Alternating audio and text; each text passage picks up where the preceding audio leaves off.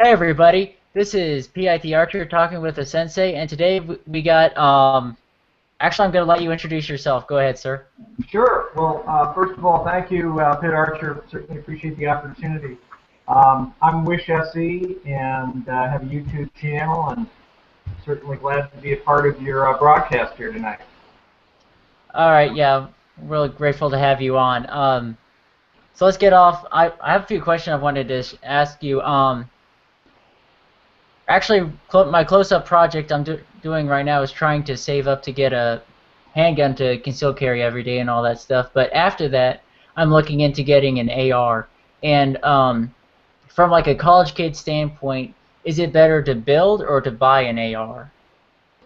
Well, that's a great question. I think it really comes down to how dexterous you are in terms of building stuff. You can certainly get more value, I think, in building an AR, and it's not hard to do in that there's a ton of information out there right now on YouTube. So you don't have to have a book or a manual or be a gunsmith to go out there and do it. I do think it's important that if you are planning to build an AR, that you start and you use quality parts, because you're going to save yourself 20 to 30% over a gun that you're buying in the store. So go ahead and spend the money. ARs will last, way more than most of your average guys will shoot them in a lifetime. So quality components, most important is going to be your receiver and bolt carrier group with the barrel. Those are the components of the rifle. After that, forearms, pistol grips, the stock, all that the rest of it. But a good quality barrel, good quality bolt carrier group, and then good lower. All right, I've heard that from a few different people. Like, if you're gonna scrimp on anything, don't scrimp on the barrel and the bulk carry group. So that's definitely what I've tried doing. I've Right. done I've done some research, and actually the approximate cost for the build I have right now is about like 750. So it's not that bad. That's a good deal.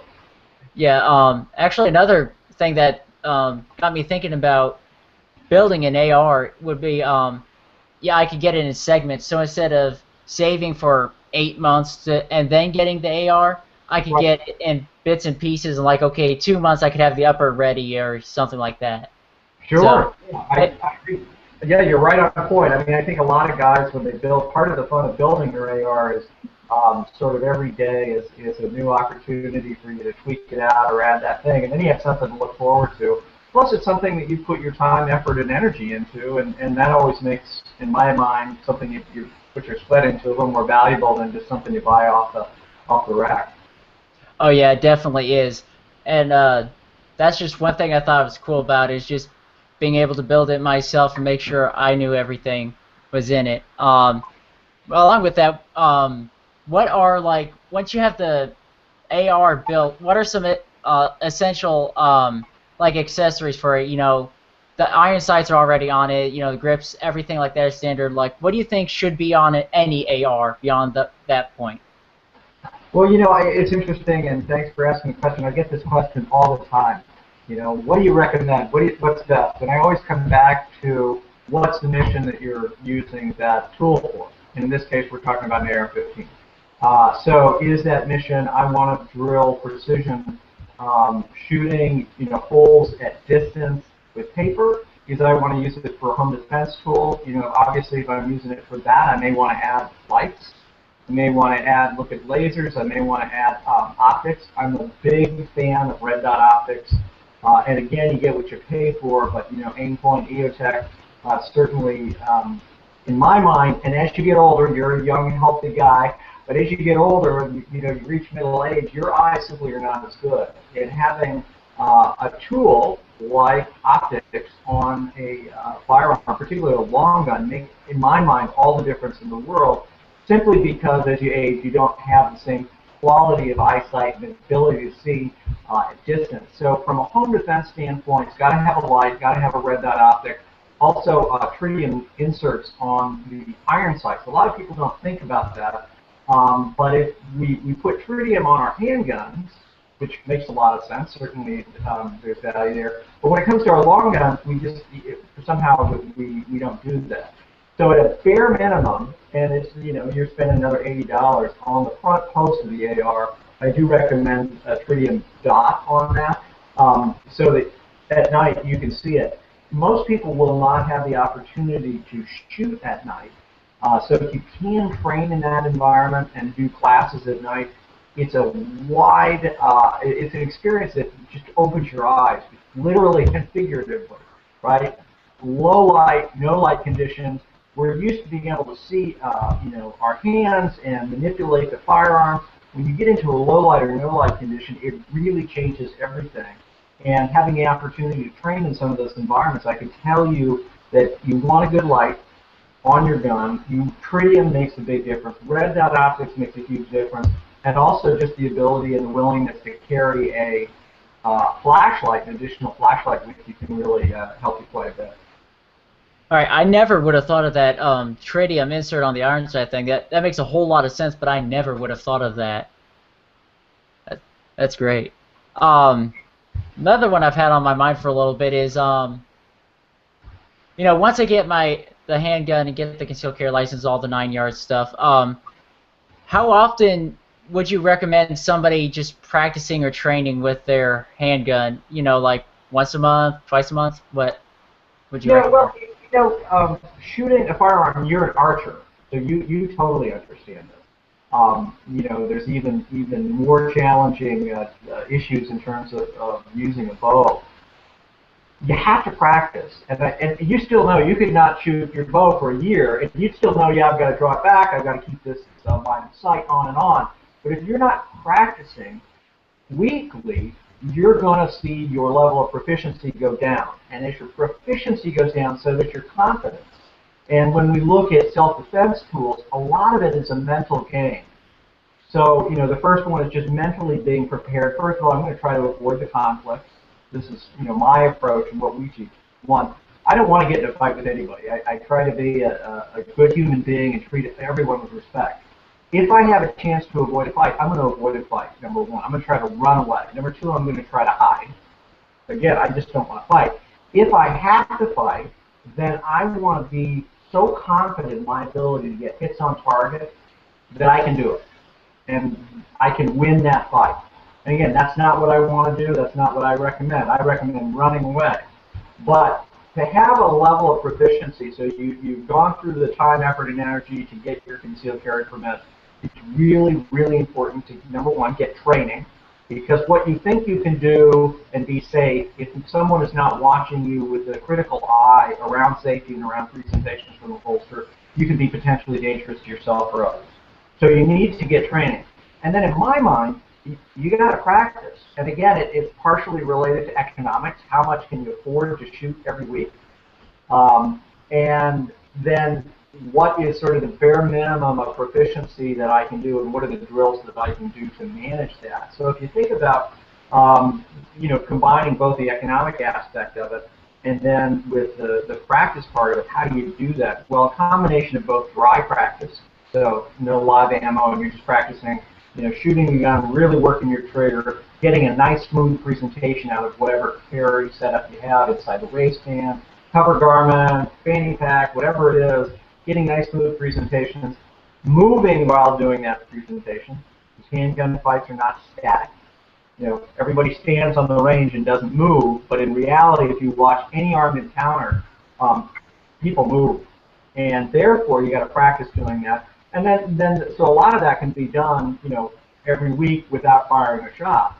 But then you do have to put some rounds downrange so that I can get the hits under stress when I had to, because I practiced enough to do it. So I wish there was an easy answer that said it's 53 rounds every other day. Some people are more efficient than others. I find as I've gotten older, I have to practice more to maintain proficiency. All right, so would a safe answer be as much as you can? Yeah, as much as you can, and I sort of feel like at a bare minimum, and this is a personal opinion, but at a bare minimum, you need to be firing your handgun.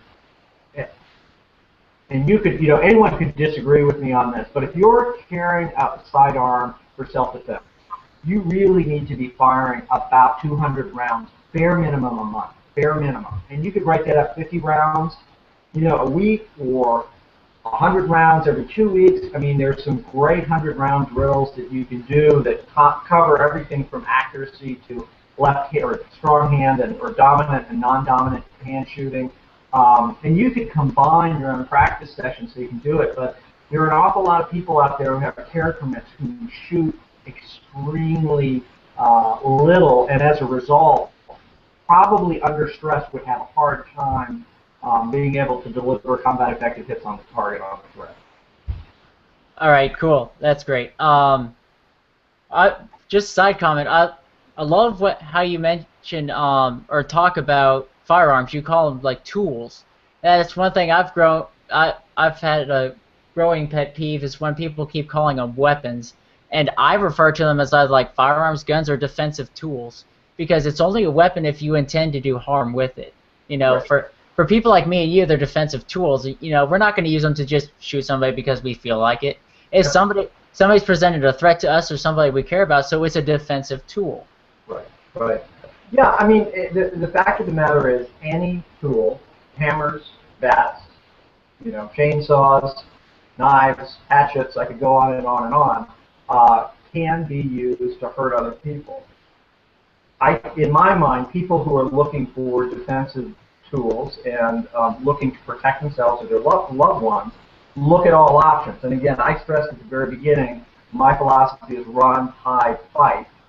I have no intention or no desire to get in a fight with anybody. And I've certainly, had people like we all have. Someone's been rude to us or offensive. We have two choices. We can turn the other cheek, walk away, take the high road, treat other people with dignity and respect, and recognize, hey, maybe that person's just having a bad day. Or we could be a negative person and go out and try to prove something that, in my mind, is not needed, which is, I just don't have to show up to any fight I'm invited to. That being said, I do want and believe that I have a responsibility for my own personal protection and for that of my family, that I will want to have the skills to be able to deal with that threat if I have to. The analogy I use all the time is I've been driving for over 35 years, and I have had 2 flat tires in the entire time I've been driving. And I've driven hundreds of thousands of miles. Guess what?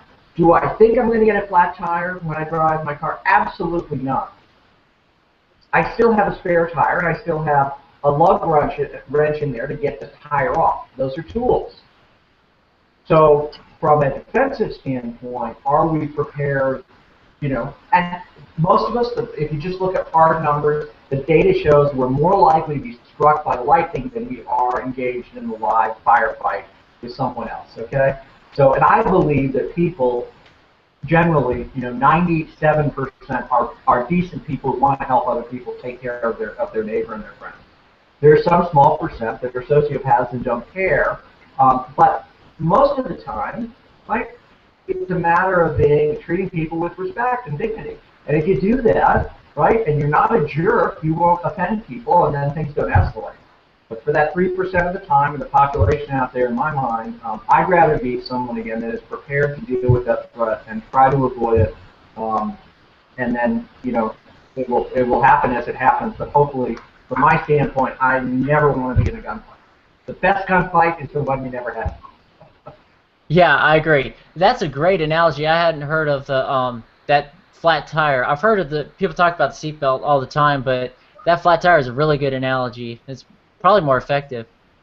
Well, there's probably an awful lot of people out there who've never. I don't think my wife has ever had a flat tire in any car she's driven. I don't think my son has ever had a flat tire, and he's only been driven whatever 10 years. But so the reality is most of us are not going to be involved in a violent encounter. For those, and I'm not advocating everyone go out and prepare for that. I'm saying if you want to, then you also have the responsibility. Owning firearms means that you have the responsibility of that ownership. And that ownership is safety, preparedness, proficiency, those kinds of things. It's not just, well, I just go out and buy guns and I'm just going to leave them around the house, and if the kids get into them, well, that's their problem. No way, man. You've got to be responsible for it. Just like as human beings, we're supposed to be responsible for our own conduct and behavior. Yeah, I agree. I mean, I make the comment to a few different people, and it sort of strikes them as odd. But I've told some people my biggest prayer in owning firearms is to never have to use them against a human.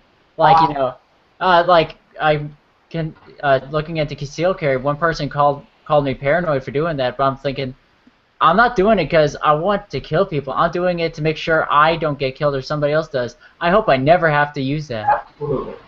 Sort of Yep. like a first aid kit. You hope you put it in your car and stuff, and hope you never have to use it.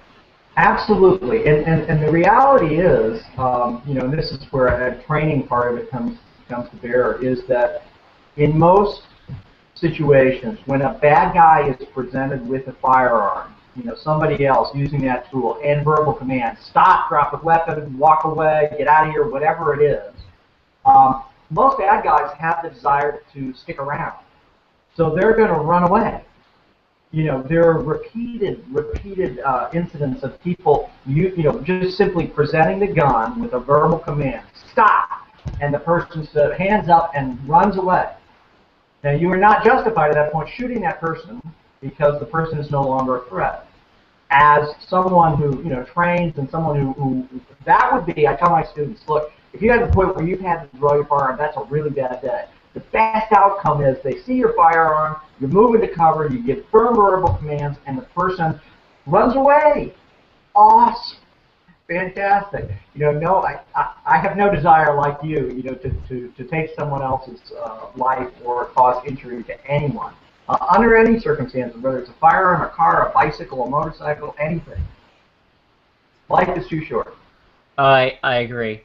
Um, One other thing I just thought of, just sort of not serious at all. I see in most of your videos you have the M&P. That I guess you like it a lot. But do you consider it to be like a Glock killer that some people call it to be? No, I mean, I think it's different. Again, these tools are largely, with modern manufacturing techniques, most of the brand manufacturers that are out there, reputable brand manufacturers, all produce quality products. So then it really comes down to, how does it fit and feel in my hand, right? Because a lot of this is mental. If the fit of that handgun feels really good in my hand and I really can manage it, I have a level of confidence in it. So I'm agnostic as it relates to firearms, right? If someone said, well, I just love brand X and I don't like brand Y, I'd say that's totally fine. Or I get comments from students all the time, well, gee, you shoot the Smith & Wesson. Should I also shoot an M&P? I said, well, you can try mine if you like it and it works for you, fine. But I shot Glocks for years and years and years, and I have not sold any of my Glocks except for my Glock 40s. I'm just standardizing on calibers, but I would, I'd be hard pressed if I could only choose one gun in the world, not to either have a, 357 revolver by Smith & Wesson or Ruger, or a Glock 19 in 9mm. So I like the Smith & Wessons just because they fit my hand so well, and I have small hands and they're changeable grip frame pumps well. It just works for me.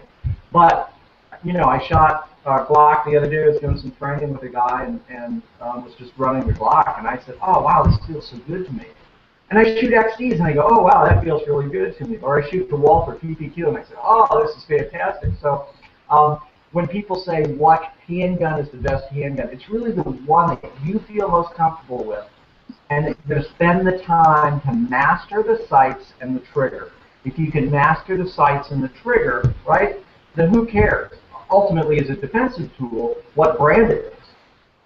The brand that allows you to get the hits on target with confidence and proficiency is really, the best one out there. So I think HK has a new I can't remember what it is, but anyway, it's supposed to be the new Glock killer.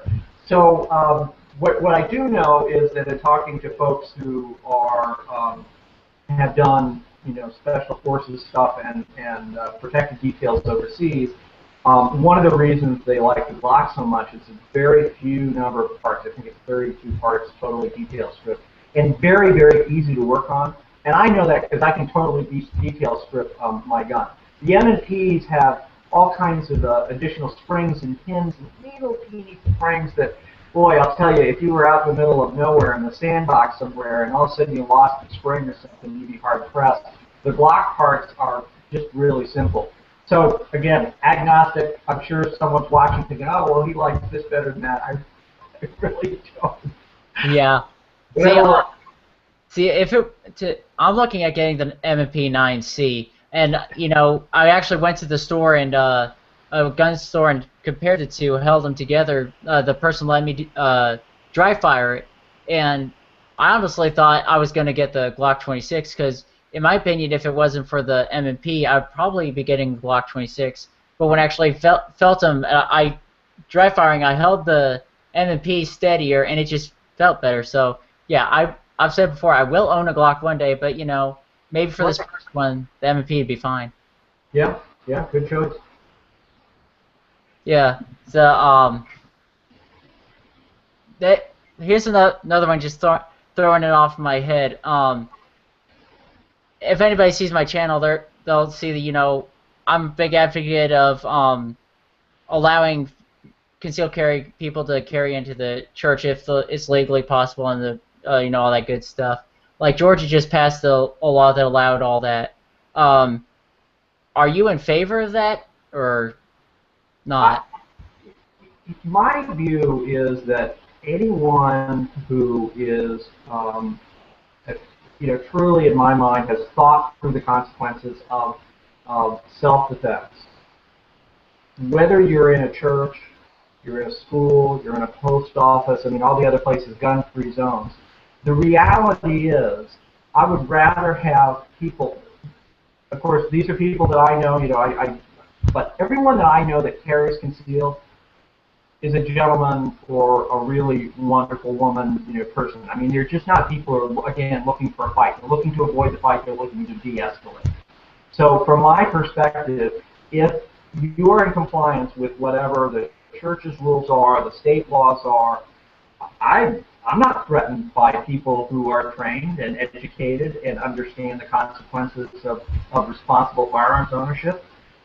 My position is, if there are more people who are trained and know what they're doing with a concealed permit, and criminals know, if I walk into that place, wherever it is, and I may very well be confronted by someone who's well trained if I try to perpetrate a crime, and they may stop me and end my life in that perpetration of that crime, I might not go into that place.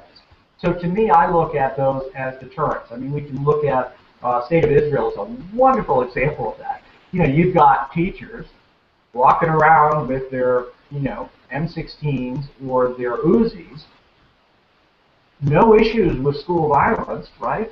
Kids aren't running around shooting each other.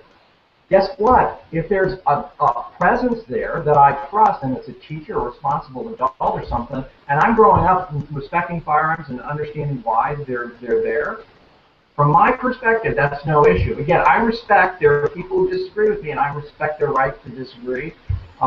Where I get frustrated is when someone says, well, I know what's best for you. That's when I get frustrated from owning firearms and self-defense tools. Is again, I'm not telling people to go out and everybody in that church or the school or whatever needs to be harmed. I'm just saying you got someone who's trained, experienced, knows what they're doing. Fantastic. I actually think we're better off as a society. And Yeah. our society is a polite society. Yeah, I agree. One of my big convictions, or whatever you want to call it, is I don't like limiting how people can protect themselves and stuff. So like I don't like saying, okay, you can't carry in this one area because that might be where something bad might happen.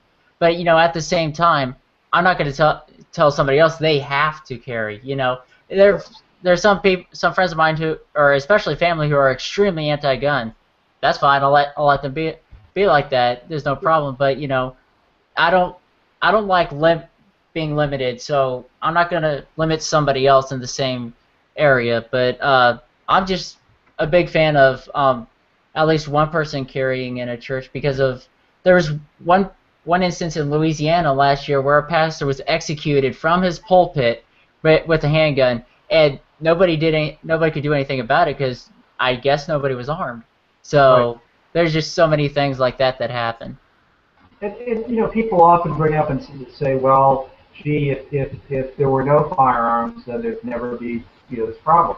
And if you had a magic wand, and if every firearm, and that would include law enforcement and military, right? Everyone, so everyone's on the same playing field, I would agree with that statement. However, in this country, right, we've got hundreds of millions of firearms legally owned, and then we have probably another 100 million firearms owned by a criminal level. So to legally disarm all the people like us, citizens who would comply and, you know, try to follow the laws, what are we doing? We're ceding all power and control to either the police, right? And I'm totally supportive of the police, but you got police and bad guys, and then citizens in the middle who have no way to protect themselves.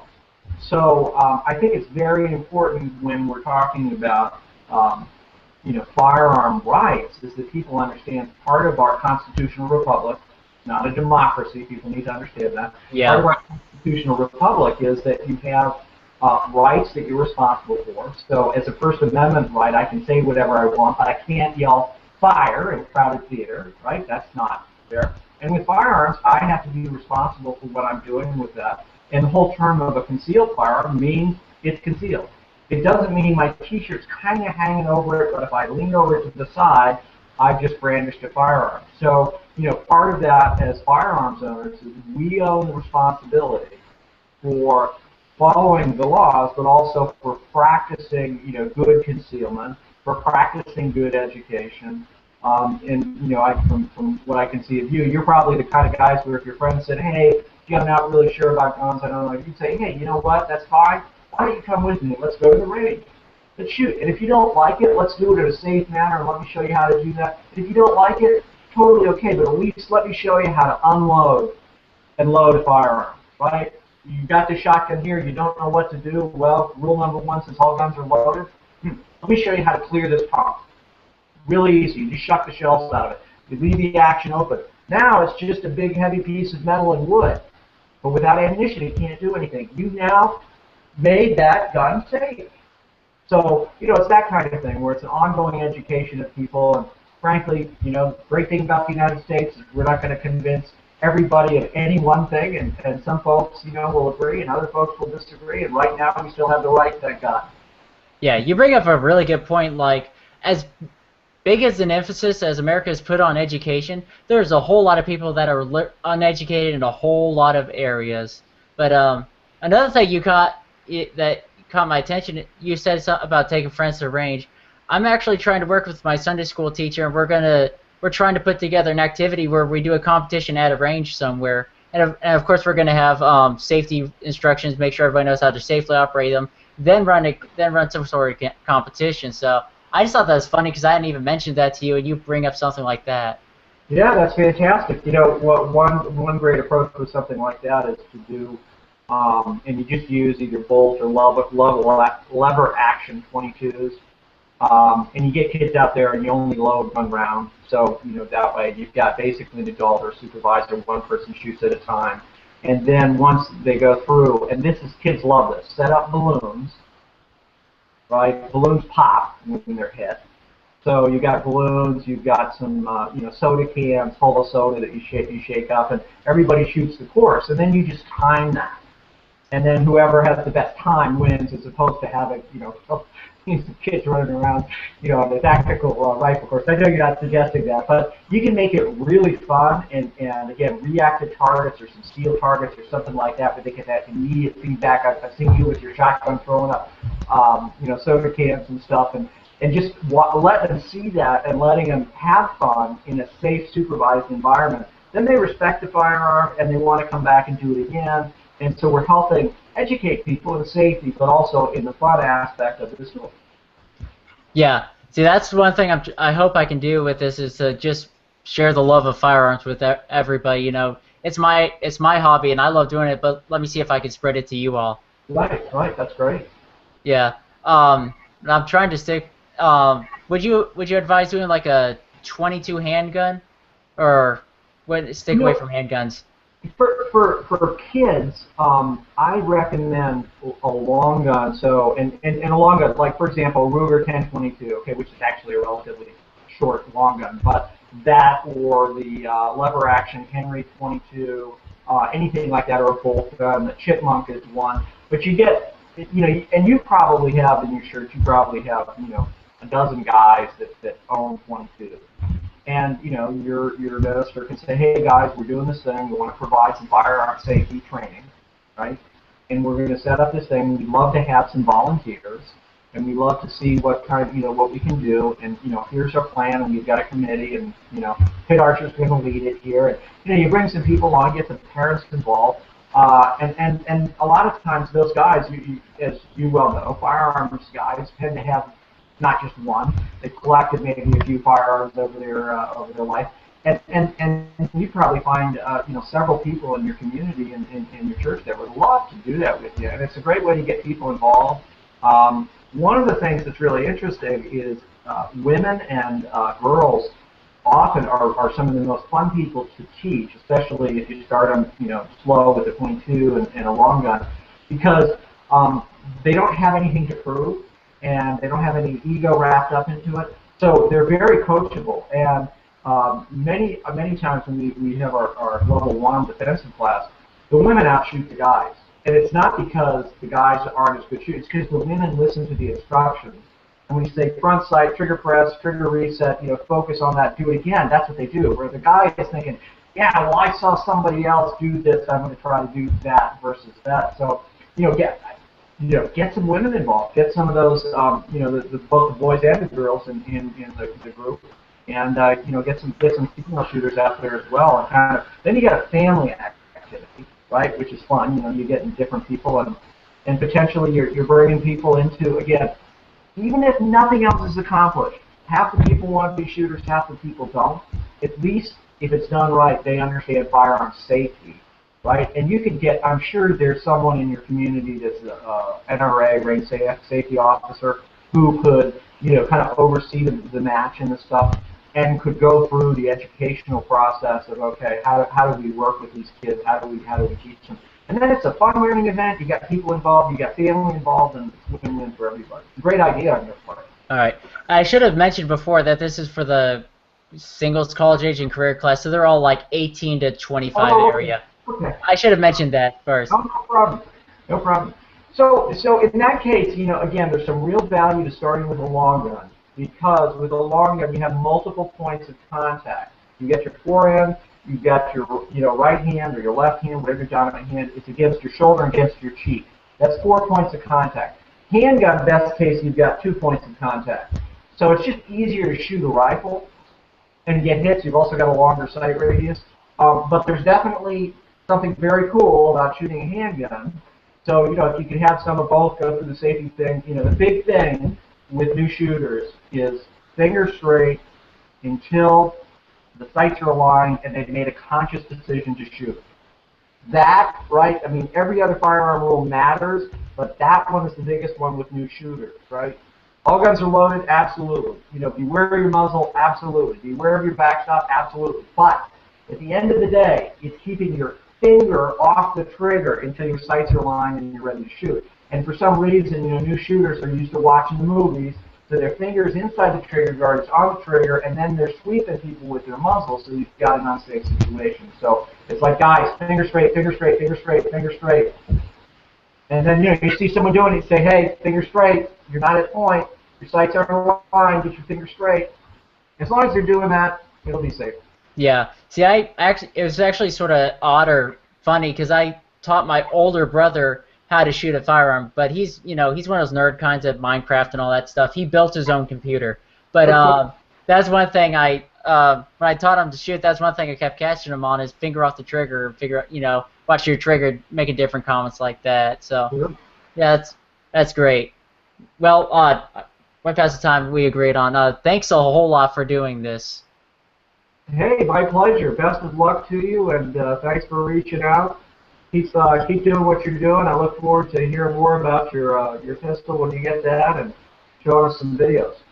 All right, I'll try to keep everybody updated. And before we go off, people, I'll want to remind you to walk your Christian walk and carry a loaded Glock.